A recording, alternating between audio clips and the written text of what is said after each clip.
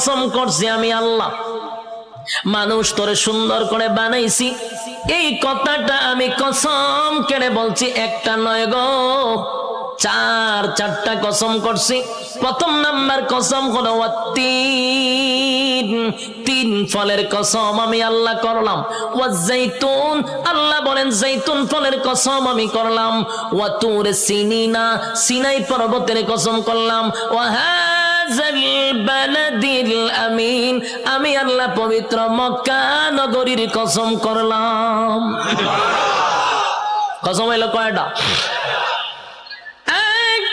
চারটা কসম আমি আল্লাহ করছি। বান্দারে তরে বানাইতে গিয়া চারটা কসম করছি। কেন করলাম?